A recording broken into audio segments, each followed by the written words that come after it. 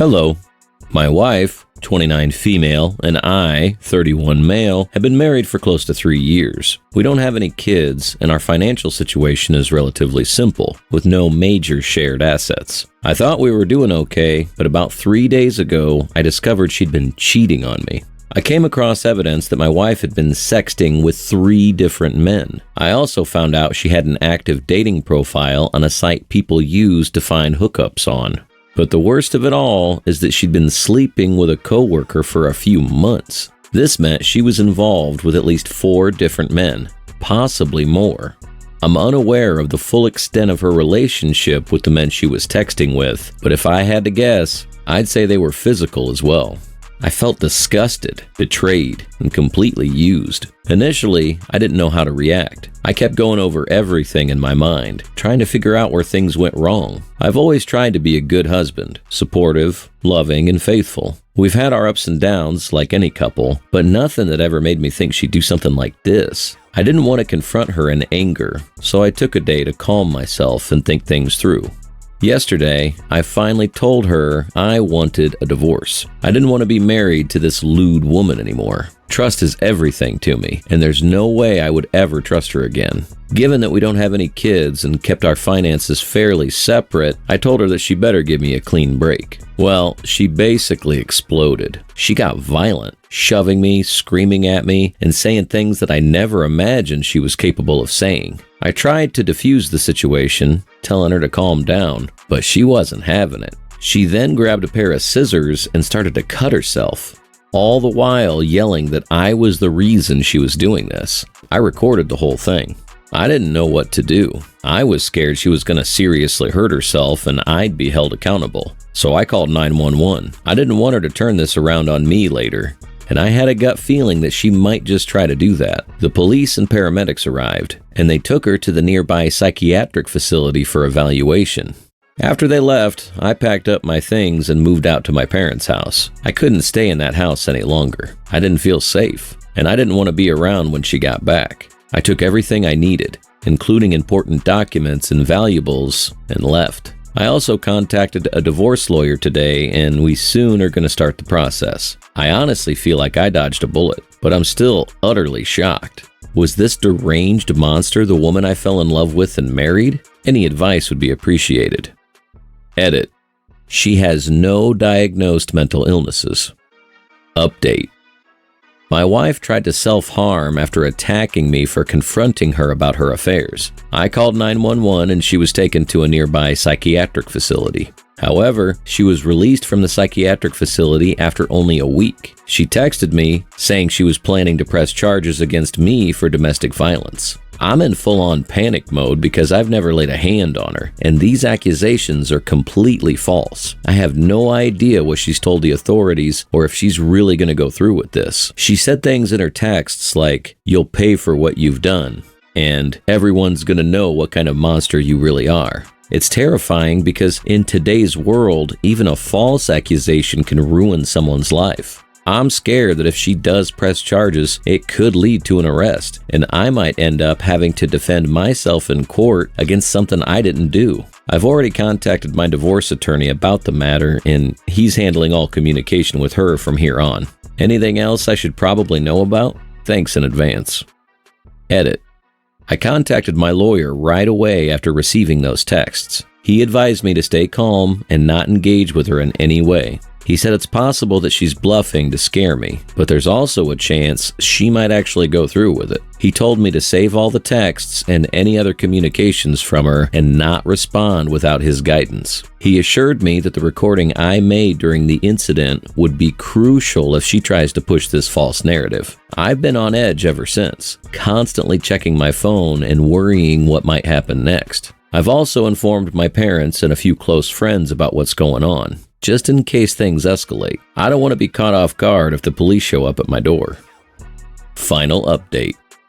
Today, I officially served her with divorce papers. I was expecting some kind of backlash, but she's been strangely quiet. She did try to call me a few times, but I didn't pick up. She left a few voicemails, though, accusing me of lacking integrity and destroying her life. At this point, I'm just following my lawyer's advice to not respond. She's tried to provoke me into an argument before, and I'm not falling for it again.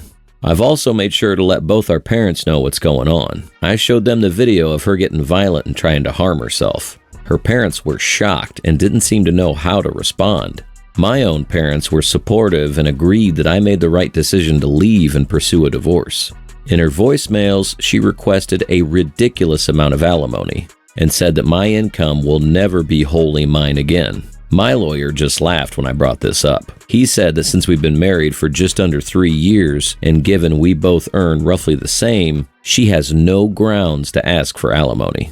I'm still struggling with everything that's happened, but I'm trying to stay strong. I never thought I'd be in this situation, but I'm glad I'm taking steps to protect myself and get out of a toxic marriage. Thank you to everyone who's offered advice and support. It means a lot during this difficult time. Story 2. Falling for her lies again. How to stay strong. Or am I being too hard on her? Female opinions needed, please. We met on a dating app. The name I was using was not the same as my real name. Reason is because I value privacy. She found out my real name during our 3rd date. I asked her to come to a new city I'd just gotten a job in. A city we didn't have any friends, nor family. A new adventure for both of us. She wanted to get married to go. She was in the US illegally and didn't want to get deported. I obliged and got married a week after. We moved to the new city the month after, and shortly after she became pregnant. She had dreams and aspirations. Sadly, while being pregnant, she had to put a stop. She couldn't do much physical work because of it. She had a car she couldn't continue paying because she stopped working. I, the husband, didn't want to take on a $7,000 loan, $500 a month payment. I have student loans of my own. She lost the car and kept the debt.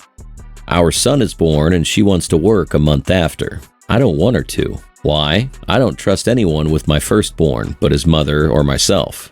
I offered to bring her mom for some time, but she didn't want to.